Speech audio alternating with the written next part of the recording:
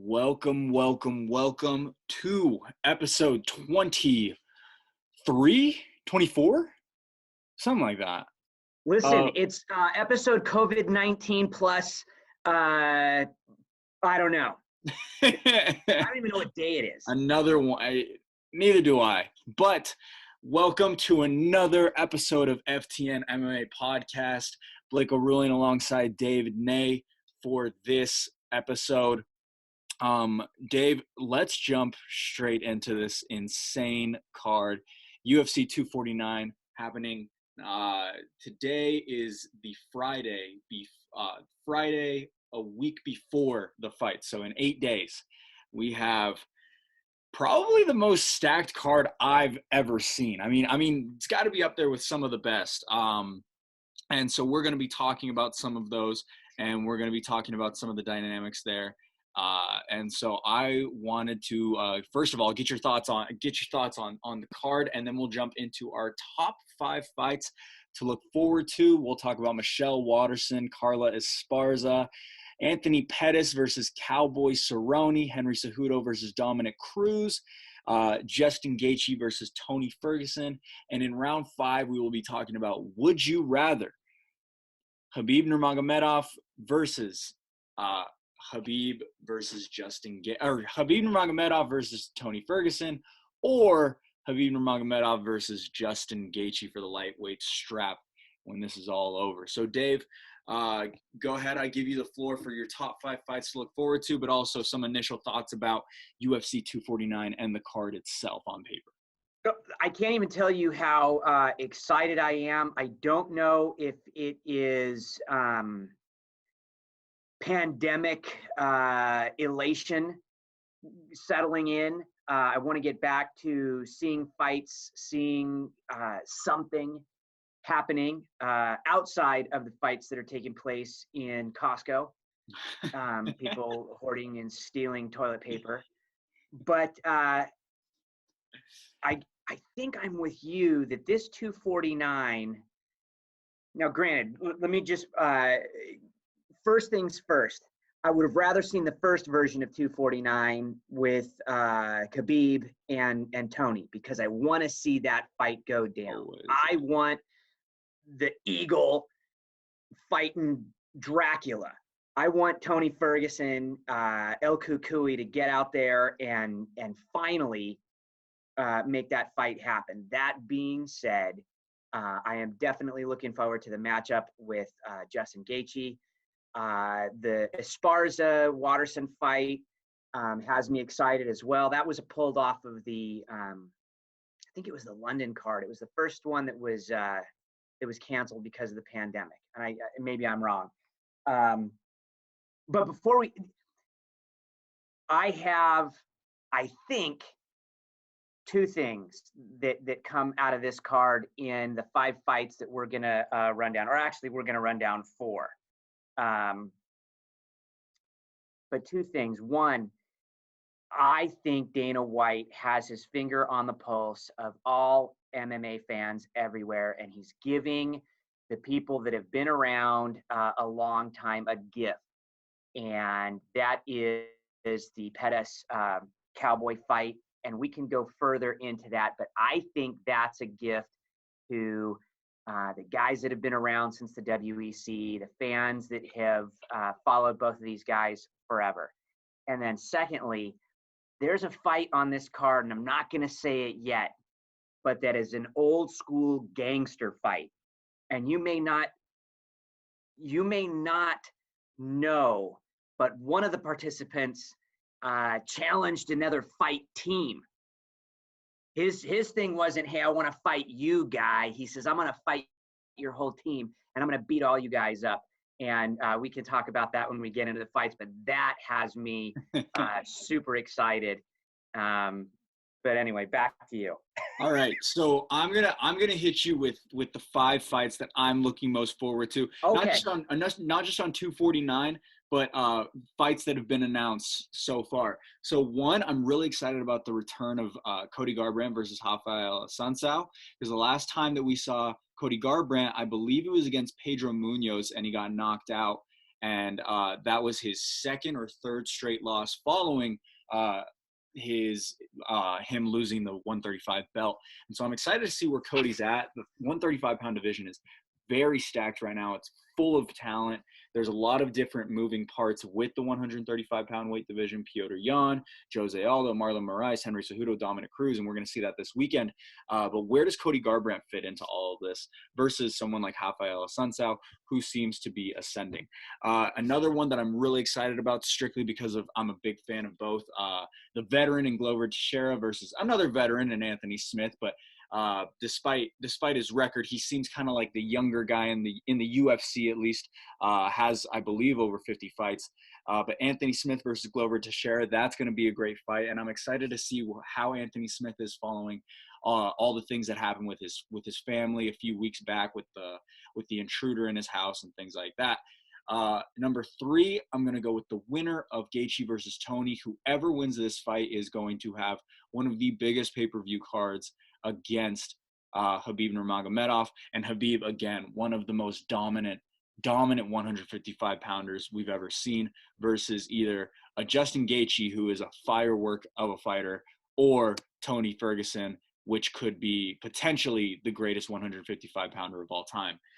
Number 2, and that's on this card, Henry Cejudo versus Dominic Cruz. I cannot wait for Henry Cejudo versus Dominic Cruz.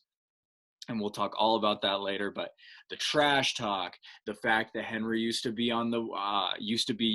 the sheltered child on the national wrestling team, the fact that these guys just don't really like each other. Cejudo coming off of the injury, Cejudo for the last year or so living in this different lifestyle as he's become the double champ and kind of put on this character, versus Dominic Cruz coming back, versus Dominic Cruz having a lot to prove and a lot to see if he really can be as dominant as he once was.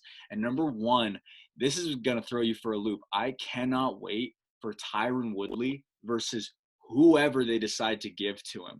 And I'm excited for it, not because I'm super excited to see Tyron Woodley back, but I'm excited to see if, again, kind of like the Dominic Cruz effect, can he still be the guy?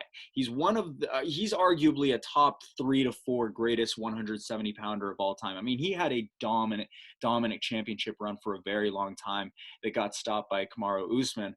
And I would like to see if he can get back to that point, because 170 is stacked. I mean, is Colby Covington still the best 170-pounder? Is Leon Edwards as legitimate as his winning streak would say? Can Tyron Woodley get back to where he once was, as he continues to say that he can? All right, let's jump into round number 1. Michelle Waterson versus Carla Esparza. Dave, how do you like Michelle Waterson coming off of her loss against Joanna Jędrzejczyk coming into this? Okay, this is an interesting fight to me. I'm actually excited about this, but I have to preface it by saying that it's kind of like popcorn at a movie. I'm definitely interested in eating it, and it's going to be something that I enjoy. But necessarily outside of the movie, I may not be super excited about eating a big old bowl of popcorn. That being said, I think this is a tough fight for both of these ladies. I don't know if I see Michelle having an answer. Maybe I'm wrong. But I think that maybe this is a fight that Carla Esparza actually beats her up, takes her down, beats her up, and makes it kind of a rough fight. That's kind of where I'm at on it right now. I'm excited about the fight, like I said, but at the same time, it's popcorn at the movie. I like it because it adds to it adds to the experience. Yeah. It's not going to make it worse. It doesn't make my movie worse. But it's not the main reason why I'm there. But It is popcorn. I am going to eat it. Right. And I am excited about it. But I do think that the winner of this fight is Carla Esparza. Everything, the reason that I'm so excited about this fight is a few reasons. One, a former champ versus a former title contender. Two, I'm top women's strawweight is probably a top 3 division. I mean, it's right there with bantamweight, welterweight, lightweight, and then it's strawweight. I mean, it is so stacked. There's a lot of up and comers. There's a lot of veterans. There's a lot of people eyeing Zhang Wei Li and that 115-pound strap. I want to see how Michelle Waterson looks. I know she's cutting a lot of weight for this fight. More than she usually does, and we'll see how that goes. But I feel like the UFC likes to test their former champs if they want to put them on another championship title run. And Michelle Waterson is that perfect gateway to get her. If a Michelle Waterson goes through, then maybe fight a Tatiana Suarez or a Joanna Jacek or something like that to see if she can still challenge the way that she once did when she held the strap. Meanwhile, we have Michelle Waterson, who is a little bit older and things like that, but can she contend? How does she look against another legitimate former champ, similar to Joanna Jacek? How does she look against Carla Esparza? And so that's something I look forward to. So anyways, we'll leave it at that. For round number 1, we will jump into round number 2. Anthony Pettis versus Cowboy Cerrone. Donald Cowboy Cerrone. And we are going to I'm gonna kick off this round by just saying that yes, Pettis beat Cowboy a long time ago. This is a big test for both. This is kind of unlikely, or this is kind of not something we see a lot. We usually don't see two veterans facing off against each other. This kind of reminds me of if like a Diego Sanchez and a Clay Guida were to fight again. Two amazing veterans in their times. Two incredible UFC fighters that are in kind of a dip in their career, aged a little bit. Pettis is only 32, but he has, I think of Pettis as like that really nice car that just has way too many miles on it. I mean, he was the most beautiful car about 5, 6, 7 years ago. Everybody was so excited about him. And then they just so pretty, they put him on a Wheaties box. And they just drove him too much for too long. And so that's how I see Anthony Showtime Pettis. Both have lost 3 of their last 4. A former champ versus a title contender. What kind of amazes me is a former champ versus a title contender are on the prelims. I mean, that's how stacked this card is. You go from a guy who just did a main event with Conor McGregor is now closing out your prelims. I mean, stuff like that just it interests me because I think to myself, man, like, how stacked is this card going to be to put Cowboy Cerrone, who just fought against Conor McGregor, on a prelim that's going to be free on ESPN. And my last thing I'll say about this is I think the winner probably gets to stay and the loser starts to really get the eye from Dana to say, where are you at? I mean, we think of Sergio Pettis, Anthony Pettis' brother, who just left for Bellator, I believe it is. Cowboy Cerrone has lost against some great names. I mean, Anthony Pettis lost against some great names. But we have to see where these fighters will go, and I think this is going to be telling. But I also think it is kind of a tip of the hat from Dana to say, hey, I love both of you guys, but we got to figure out what's going on with you two and where you guys actually stand. Maybe it's a bloodbath, maybe it's a quick win for Pettis. I think it probably is a quick win for Pettis. I think he's a little bit sharper than Cowboy is. Well, I'm going to tell you this. To me, I mentioned this before. This is Dana White's "You're Welcome" fight to all of the people that loved the WEC, for all of the people that have been following Cowboy since, he was on that weird tap out television show. I think this is a fight for old guys like me. I think this is something where, Dana says, who do all the old guys want to see fight? I know. Let's give them Pettis and Cerrone. It's a run back of a fight that happened a million years ago. So it's not the same fight, not the same fighters. Right. I think I like your analogy of the car with Anthony Pettis. I believe that maybe he was like a stock car that got thrown into a Formula One race, leaving the WEC, coming to the UFC, and the shine and the power and the speed was just a little bit too much for him. He's had some serious ups and downs. Maybe it's a USADA thing. He had one of the greatest fights ever.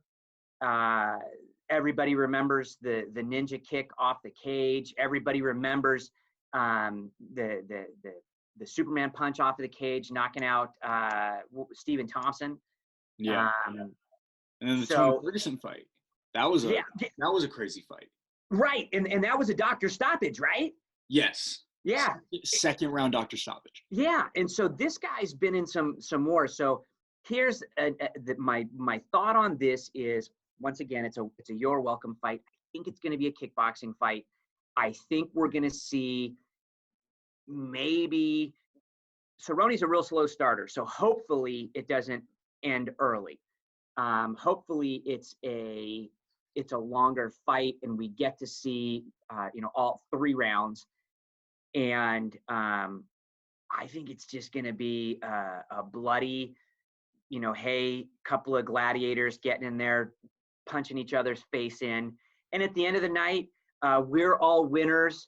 I think probably Cowboy ekes this one out, and we may see Anthony Pettis move along and go somewhere else. I don't know that it makes sense to keep him at the UFC with this many losses in a row to this many guys, although it's crazy that he beat Michael Chiesa and Stephen Thompson. Those are the 2 wins out of his last 5 fights. So they always feed him to dogs. I mean, that's what I'm saying. He's had some crazy miles put on him over the last years. I mean, he's always fought someone legit. Anthony Pettis, I mean, the name is just marketable. The things that he does are just marketable. He speaks well. He's handsome. I mean, there's just so many things about him that go superstar. And maybe that superstardom is kind of running out. And so I get excited to think about the fight, but I think you're right. I mean, maybe it is his time to go. We'll see. We'll have to see what happens. But I think someone might drop the gloves in that post-fight interview. We'll have to see. And I think you're right. And I think that'll be nice to see. And it's going to be a great send-off. But you made a great point. I want you to listen to this. I just want you to listen to this list. Okay. We're going to start with Rafael Dos Anjos, Eddie Alvarez, Edson Barbosa, Max Holloway, Dustin Poirier, Tony Ferguson, Nate Diaz, and Diego Ferreira. Those are the guys that he's lost to. Are you kidding me? Yeah. Who fights those guys? Anthony Pettis. Yeah. Exactly. And what a stud. And Cowboy fight absolute, yeah. So that's going to me, this is a throwback fight. It's a WEC headliner, from back in the day. I think everybody wants to see it. I do think that Cowboy manages to win this fight. I don't know that he stays super relevant in title contention. I mean, Conor McGregor just blasted him. But he has said that wasn't the real me. That was Donald. That wasn't Cowboy. He says that wasn't the real me. And I mean, when you look at 3 out of his last 4, he beat Alex Hernandez, and then he got beat up by Tony. He got clocked by Justin Gaethje, and then he got clocked by Conor McGregor. And so those 3, I mean, that's the top of the food chain. I mean, give this guy a break. Let him have a day off, at least a little bit. So if Cowboy comes to fight, it's going to be a good one. All right, round number 3. Round number 3, Henry Cejudo versus Dominic Cruz. Do you want to start, or do you want me to start on this one? Hey, listen, I'm going to start, and I'm going to tell you this. This is a gang war. And the interesting thing, and this is what I was kind of prefacing earlier, you think you know Dominic Cruz because you listen to him commentate. You don't know Dominic Cruz. I don't know Dominic Cruz. Dominic Cruz walks around with a confidence that no other fighter has because he understands the game better than any other fighter. This guy, I'm going to run this way back. A million years ago, he's fighting Uriah Faber for the first time in the WEC. They put this poster in front of him. This is where the beef all started. They put a poster in front of him, and his face wasn't on it. They had Uriah Faber's big old mug, and he's talked about this with his big old chin. And so Dominic Cruz signed his name over Uriah Faber's face. Uriah Faber got pissed, and they had their first fight. And Uriah Faber ended up winning that fight. I think he caught him in a guillotine. Yep. Or a guillotine. Called by Todd Harris.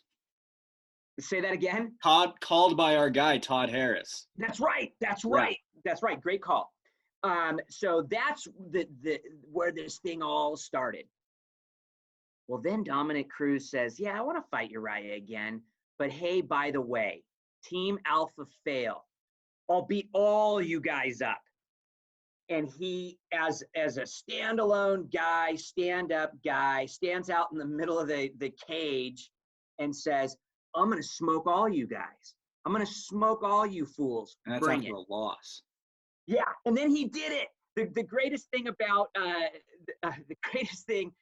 Dominic Cruz is, number one, he sees the fights differently and better and more tactically than anybody else. And at the end of the day, he understands life and he understands fighting. And this is a guy that doesn't just say, hey, I'm going to fight you. I'm fighting your family. And oh, by the way, this is not the same kind of fight or whatever you're used to fighting. This is warfare 100. And it's psychological, it's physical, it's emotional. And I'm more prepared than you. And I'm going to drag you into the deepest part of the pool. And we're just going to sink. And you're going to drown. And I'm going to sit at the bottom of the pool. And that's why, to me, this is the most exciting fight. I am so just jacked to see this. This is a guy who lost only to Cody. He lost to Cody Garbrandt and Uriah Faber when Uriah Faber was all world. That's it. That's it. And we haven't seen him for 4 years. I don't think he's 4 years older. I think he's 4 years wiser, 4 years better. And this is an old lion walking into a cage with a young lion. And don't get me wrong, Triple C is one of my favorite fighters to watch, one of my favorite fighters to follow. I think this guy is like Demolition Man. He smashes people and he makes them look foolish. I want to see this fight, and I am going to right now walk out on the limb and start sawing it off. I'm going to give this to Dominic. I think Dominic wins this fight. I just think he's psychologically stronger. I think he's emotionally more prepared to go into that deep water. And I think he wins this fight. I think he's been waiting his whole life for this. And when he wins, maybe this is the guy that says, hey, I'm the champ. I take off the gloves and I walk away. Or maybe he says, this is it. And now I'm going to go back and beat up all those guys at Team Alpha fail. and then rerun it with TJ. And that's what I'd like to see. Rerun it with TJ, who's no longer with Alpha Male, but yeah, exactly. And then rerun it with Cody. If Cody can get a win in a few months. Right? Because that's the one that got away. Fun stuff. Yeah. Okay, we let out an open question of what fight are you most excited for. A couple people said Tony Gaethje. I would say about 85% said Dominic Cruz, Henry Cejudo is the fight that everyone's looking forward to. I mean, it's the return of the two greats. I mean, it's the return of the GOAT killer and it's return of the greatest bantamweight of all time. And so the question is, can Henry knock off another GOAT? He's beaten the greatest 125er of all time, bar none, Demetrius Johnson. He's beaten the second greatest bantamweight of all time, considerably third with Uriah Faber as well, in TJ Dillashaw. He's beaten another one of the greatest bantamweights of all time, a veteran in Marlon Moraes. Can Henry knock off another GOAT? Is Henry in shape? Is ring rust going to be a factor? Or is father time going to be a factor? And so Henry, my question is, he might be a little bit too small. I'm not one to go into, oh, well, he has a 5-inch reach advantage, and so he's immediately a huge underdog. But I think that 4 to 5 inches is a legitimate amount of space between the two fighters. I mean, we saw how Henry looked when Marlon Moraes tried to keep him at bay when he went up to 135 pounds. And that was an ugly, ugly first round for Henry Cejudo. Other than his Demetrius Johnson loss, it was maybe one of the worst rounds we've ever seen Henry Cejudo. 5'4" versus 5'8", 65-inch reach versus a 69-inch reach for Dominic Cruz. And I think that with Dominic being the incredible striker that he is, I think it might be a little bit harder for Henry to use his bread and butter of closing the distance and things like that. Dom's losses are to Cody in a striking battle, and then a long time ago to 13 years ago to Uriah Faber with that guillotine choke. But let's talk about some of the big names that Dominic Cruz has beaten over the years. He's beaten Demetrius Johnson. He's beaten TJ Dillashaw. He's beaten the guy that's beaten Henry Cejudo in Joseph Benavidez. And those smaller guys, immediately after facing Dominic Cruz, go down to flyweight. They either go back, they stay there. They don't see themselves back in 135 pounds because they don't want to deal with this guy in Dominic Cruz. And so we'll have to see. My verdict would be that it's not going to be an issue of ring rust. It's not going to be an issue of Dominic Cruz doesn't look the same. He's probably going to look exactly the same because of what you said, his psychological, his mental warfare, his ability to create something and put it into existence is only comparable to, I would say, a Conor McGregor. I mean, it's incredibly inspiring to watch Dominic Cruz fight and watch him be this dominant for so long. Now, with all that being said, the only thing that is undefeated, which is not Dominic Cruz, it's not Henry Cejudo, it's Father Time.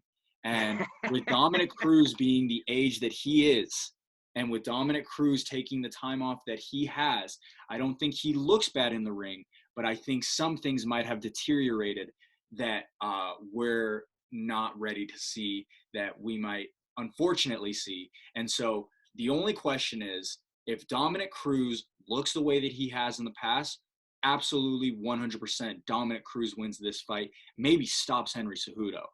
But if Dominic Cruz does not look the same, or if he has more of a glass jaw than he has, he gets hurt too easily, he doesn't have the will like he once did, and his age begins to show, then I think Henry Cejudo takes care of business and defends his title for the first time.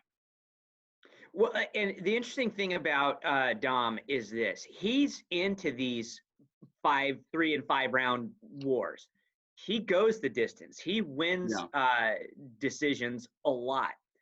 The striking thing, no pun intended, that this matchup thinks should favor Henry is in the wrestling.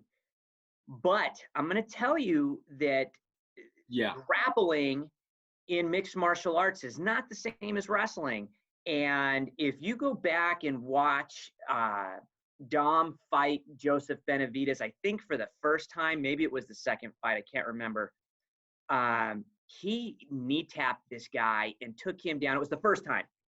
He knee tapped this guy and took him down 1,000,000 times. Yeah. And it wasn't even funny. It was a dominant performance, and every time that Joseph Benavidez had to work really hard to get back up, Dom would catch him.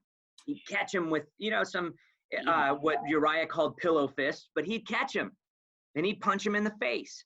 And after that was a 3-round championship fight in the WEC. The thing that I'm so interested with that super good point is yes, MMA wrestling is different. We've seen Henry in some of his toughest fights turn to his wrestling, and it has worked 100% of the time.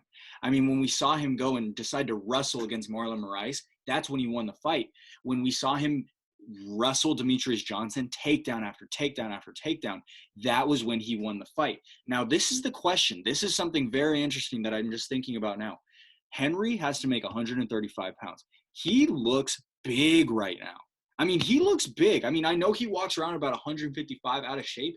He doesn't look like he's dropped a ton of weight. And so I think he's going to have a nasty, nasty cut to go into this thing so that he doesn't have the Demetrius Johnson effect, so that it is harder for Dominic Cruz to take him down if he so chooses to do so, because he is probably much heavier walking around than Henry Cejudo is. And so Dominic is probably, you're right, maybe going to have his way if he wants to wrestle with Henry, but Henry's probably already seen that coming, which is why maybe he's walking around as heavy as he is. It also could just be the fact that he's in quarantine, but or was in quarantine for a while, and then there was a fight, and then there wasn't a fight. So there's a lot of questions there, but overall, I'm interested to see the wrestling dynamic between these two, because I think the better wrestler is Henry Cejudo, but the bigger guy and the stronger guy is probably Dominic Cruz. And a lot of times at the end of the match, you're still bigger and stronger. And I like the idea of what you said. Length is real. Yeah, it is. 69-inch reach versus a 65-inch reach. That's legit. Yeah. And that means he's touching him with his pillow soft hands, you know, and Henry can't get back in unless he's closing that distance. And, you know, maybe in the last 4 years, Dom's worked on his, you know, setting down on his punches, and he's going to bring a little bit more pop. We'll see. I'm not both. I know that Dom comes prepared. You can never overlook Henry because he is the champ. Right? He's Yep. the champ. I'm dying to see this fight. And like I said, the greatest thing ever is he's coming to kill your family. Dominic Cruz wants to not just beat you up. He wants to beat you up and all your friends and all your buddies and all your cousins. And he's ready to pick a fight with everyone. How fun would that be to see Dom take back his title? I mean, that in 2020, you know, like that would just be so exciting. All right, let's jump into round number 4, Justin Gaethje versus Tony Ferguson. We've already spoken about this fight, but the circumstances have changed. Justin Gaethje doesn't have 10 days notice. Both guys are probably mostly expected to make weight. Tony has been kind of put on the boiler and just been waiting there. And so I'll start off this round to kick it off. Tony has been ready. Tony is ready, and Tony is hungry. However, the funny thing that I like about this fight is not the fact that it's Justin Gaethje versus Tony Ferguson. I take the X's and O's and things like that, and if Gaethje doesn't get past the first round and Tony can survive that, or if Tony can survive that first round against Justin Gaethje and those metal fists that Justin Gaethje has, I think he's got this one in the bag. However, the winner of this fight absolutely positively gets Khabib Nurmagomedov, which is who Tony was supposed to fight. The most cursed fight in the history of the UFC, potentially the greatest fight and the most anticipated fight in the history of the UFC. The MMA gods are real, and the MMA gods have a sense of humor, and I truly, truly believe that the MMA gods are strictly just not allowing Tony Ferguson and Khabib Nurmagomedov to happen. I mean, we had to have a pandemic to stop them this time, and it just didn't end up happening. With that being said, I wouldn't be surprised if the MMA gods just throw Justin Gaethje in there and say, well, you're never even going to consider Tony Ferguson versus Khabib Nurmagomedov ever again, and that would be the way to do it. But no, all jokes aside, I think the X's and O's goes to Tony Ferguson, but the way MMA fans' luck goes, Justin Gaethje might win this thing.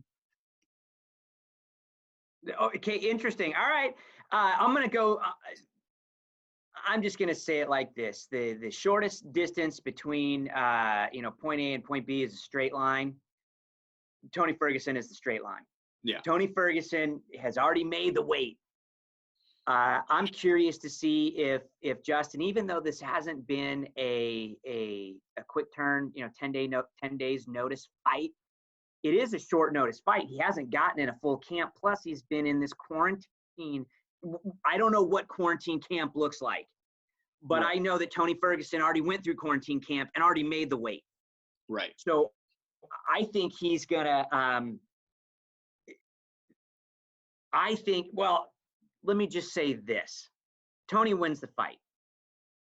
This fight, Tony gets hurt. It gets bloody. Tony's a vampire. He's going to bleed all over this guy. It's going to be slick, and he is going to choke him, and he is going to put him to sleep. He's going to catch him in a darce, or he's going to catch him in a guillotine, and he is going to submit this guy. Done. And that's it. And then everybody's going to sit back and say, oh, we knew it was going to happen. Now we need to see Khabib because Khabib is the greatest ever. And Tony Ferguson will have shown us the game plan and the method that he's going to use to beat the Eagle. He's going to get this guy. I look forward to this next fight. I mean, I think the fight that I've been wanting to see forever is that fight. In fact, I'll watch Tony fight a big wood dummy. I'll watch him fight a tennis ball. I'll watch that guy fight a cable laying on the ground.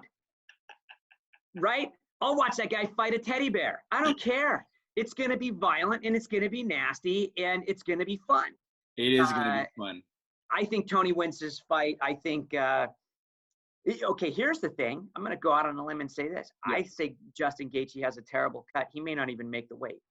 Maybe not. Maybe not. I mean, he said he would make this weight. Tony said, hey, are you making weight for the last fight that got called off? And he said, no, I'm not going to make weight. He's like, I have very few days. We'll see what happens. But Dana White calling it this week the most violent fight we've ever seen. I don't think that's too far off a limb. I think that's an exciting storyline. I think if Tony wins this thing, he drags it out deep. He drags Justin out for a long time, keeps his hands up for the first few rounds, and then just goes to town when that guy starts huffing and puffing, which jumps us into round number. Oh, did you have something to say? I'm sorry. Yeah, I was going to say, I mean, maybe this is like a rerun of the Kevin Lee fight. Yeah. You know, maybe I think it probably looks something like that. That was the interim championship fight. Kevin Lee took him down. Kevin Lee, popped him a couple of times. Tony had to scramble, and his scrambles are better than anybody. I mean, he's like scrambled eggs. Yeah, he's the best.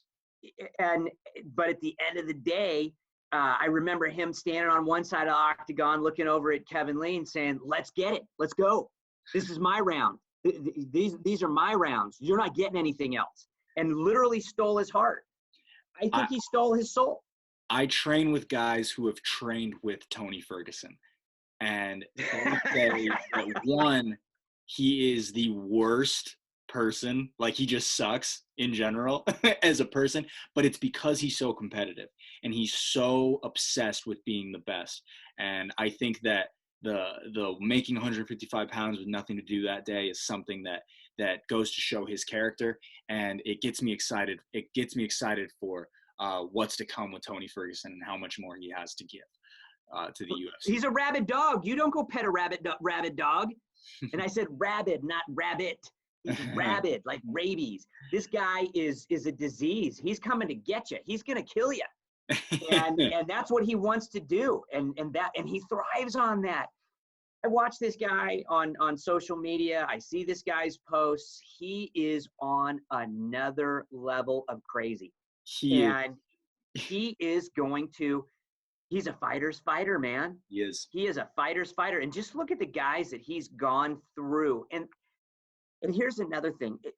I like how Dominic talks about how adversity doesn't build character. It reveals your character. Tony Ferguson has been beat up, but inside he's just a hard man.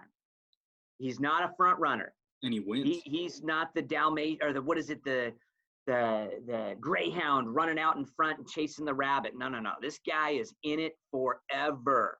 Yeah. He's never gonna quit. The hardship in his life has revealed his character, and his character is strong. This guy is nails. Guy's a fighter without a doubt. All right, let's jump into a would you rather of the guy who was supposed to be on the opposite side of this. Khabib Nurmagomedov versus Tony Ferguson, or Khabib Nurmagomedov versus Justin Gaethje for the lightweight strap, probably at the end of this year, October, November's time. Dave, go ahead, hit us with what you believe you would like to see more. I think we both know what there is to be said about this, but go ahead. I want to see them both. Honestly, I'd like to see them both. So think about this. This is how it plays out in my brain. Tony Ferguson gets a shot at Justin at 249 and beats him. Later on this year, he gets a shot at the Eagle and he beats him. Setting up a nice little tournament. And let's just say Justin Gaethje's been on the shelf.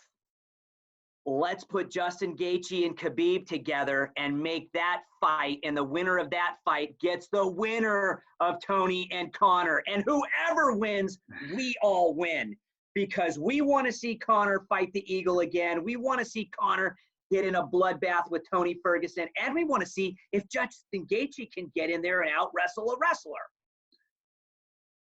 I love the idea of that. Here's the thing that I question. If Tony Ferguson wins this fight, he gets Khabib, no doubt about it. And so however Dana wants to play the cards, it's those four guys. And however he wants to make that tournament, the loser of this thing obviously gets Conor, and then Conor gets his opportunity to get back to Khabib. The winner of this obviously gets Khabib, and you have to see what happens there. I mean, a night out with Khabib is no easy task. What's funny about this is I feel like the whole world, I mean, even if you are a Justin Gaethje fan, are you really rooting for Justin? Are you really rooting for Justin Gaethje to take away our biggest hope and dream for the last 5 years? No. Everyone wants to see Tony Ferguson go in there, beat the crap out of him, have no scratches on him, no dents, and then go and fight Khabib Nurmagomedov 100%. Because a win for Justin Gaethje would be the most heartbreaking thing that could happen, because it takes away all the excitement of the 155-pound division. What do? You give Conor and Tony a night out, which would be a fun fight. I mean, sure, I will go with that. But whoever wins that fight gets Khabib. And with the possibility of Conor beating Tony, then we really just have no opportunity to see Khabib Nurmagomedov versus Tony Ferguson, which is what we've wanted since I was 18. I'm 23 now. Since I was 18, they've been trying to get this fight to go. So with that being said, I mean, everybody's rooting for Tony Ferguson. No one wants to see Justin Gaethje win this thing. We want to see the main course at the end of this year. If Justin Gaethje wins, we all lose. Right? Is that it? America loses. The world loses if Justin Gaethje wins. But that's I mean, dude, think about it. Everyone is rooting. I mean, Justin Gaethje's got to know that. Like, come on. Do this for the fans. Lose this for the fans. Right? It's like showing up to watch an event, and they say, oh, by the way, the headliner's not here. You get this guy. You get this guy instead. You go to a great concert, and you're like, hey, man, I want to see this band. They're like, yeah, they're not here. But the opening band will play. And you go, what? And you go, screw you, I'm leaving. I don't care. You go, okay, sure. Like, that sounds great. But what I really wanted. Listen, the meal that we all want to eat. Yes. The meal that we've had set out before us 5 freaking times. We've sat down, and we even showed up to this dinner party like all dressed up and nice, ready to go with big appetite. And they've literally taken that the tablecloth and not just pulled it out from under the stuff. They pulled all the crap off the table, and we haven't had a chance to eat it 5 freaking times.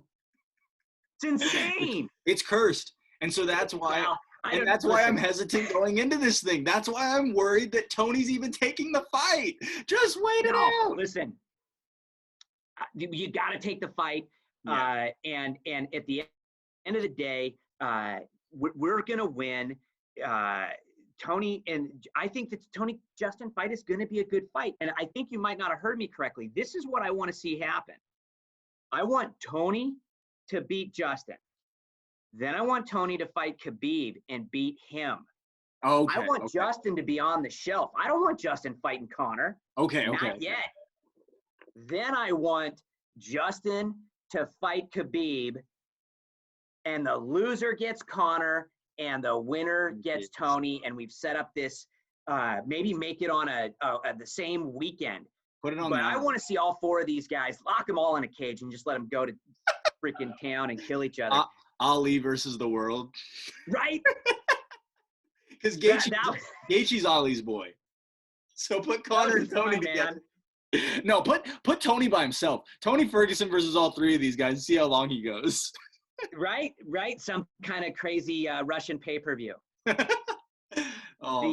But I'm excited. Listen, I told you before we got on, and I told you, I think when the announcement was it last week, that I've never been more excited about anything. And I don't know if that is quarantine excitement, ready to get back to real life, or the fact that I look at this fight card and top to bottom, I want to see every fight. Bryce Mitchell's on this card. Yeah. Right? You know, they added Thug Nasty. Yeah. You know, there's so much here.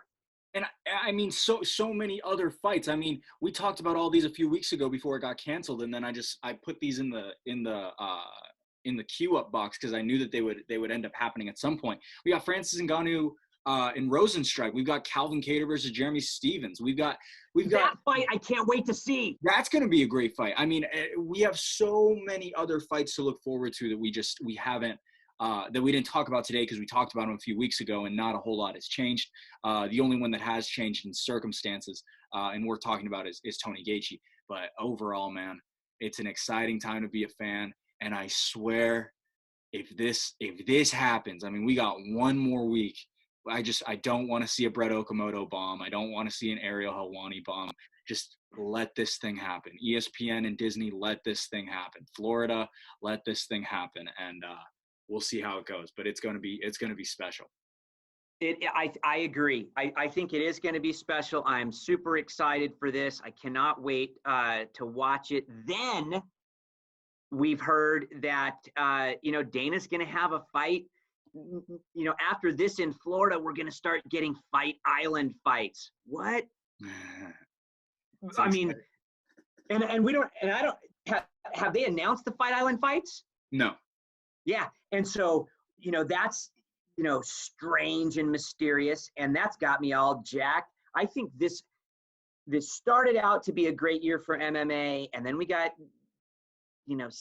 I don't know, just got screwed, run off the road by this COVID-19 garbage. I think Dana White is going to help this be one of the best years in the history of mixed martial arts, a great year for the UFC, a great year for the fans, for the fighters, for everybody.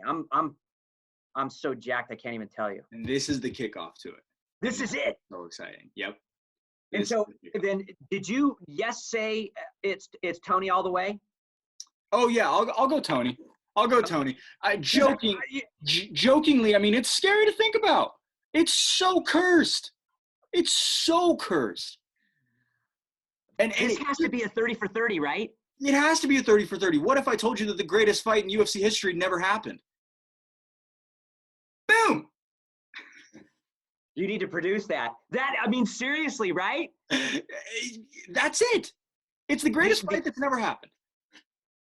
And if Justin Gaethje wins this fight, I'm going to run through a wall. Yeah. Oh man, you've actually crushed my soul right now. I'm sitting here contemplating the world that we wake up to if on May 9th Justin Gaethje actually does win this fight. If Justin wins this fight, COVID comes back in full effect. If Tony wins the fight, we can all go outside. That's how I feel about this thing. Blake, you've just ruined my life. I'm going to tell you this. If Justin Gaethje actually does win this fight, I hope I do get the COVID because it's not worth living. I mean, not to be flippant, but can you, the reality that we wake up to on May 10th, the MMA gods will have laughed at us and dangled a carrot and smashed us with a brick 5 separate times. Years. Oh, 5 yeah. years. Has it run out for 5 years? 2015 was when the first one was supposed to happen. And then arguably, man, this is interesting. We need to talk about this. Hopefully this doesn't happen. But think about this then. They've been hyping this fight for half a freaking decade. Yeah. Can you imagine if two teams in the NBA just couldn't play each other for 5 years? Oh my gosh. We'd all be Seriously. losing our minds. And the fact, because here's the thing, us MMA fans, we're all crackheads. We're not regular sports fans. We're freaking crackheads. And so the fact that we haven't had this for 5 years, dude, we got to have it. We got to have it. And I think we're going to keep getting the carrot dangled in front of our face. Yeah, that is,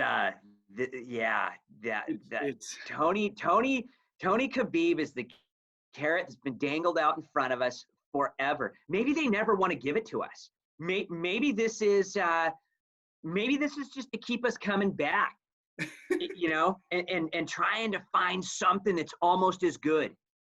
I know. And that would suck. Oh my word, you just crushed my soul. Listen, it's not going to happen. Tony wins this fight, and we get Tony Khabib at the end of the year. And if that one gets run off the rails, then I have to agree with you. Never book that fight again, and just say, call it a draw. The two greatest fighters that never had a chance to fight each other because God and the MMA gods didn't ever want it to happen. Oh, man. We're never supposed to answer this question. Post, minus the fights, minus everything, probably the most excited thing, the thing I'm most excited about, being the broadcast junkie that I am. Dude, I can't wait to just hear John Anik's voice and Joe Rogan scream "oh," and I can't wait to see all that stuff. So it's going to be great. No, listen, it is going to be this is something to look forward to, man, and it's going to be going to be great. I'm excited. I can't thank Dana enough for doing this and for having the guts to lead out, and this has sucked for everybody, right? Yeah. Life has just sucked for everybody. And Dana's, going to say, hey, you know what? I'll take the heat. Let me give you something to look forward to, and let me make life maybe just a little bit better. It's going to be great. So Can't wait. This is awesome. And what you're doing here on the podcast, talking about it, makes it awesome for people.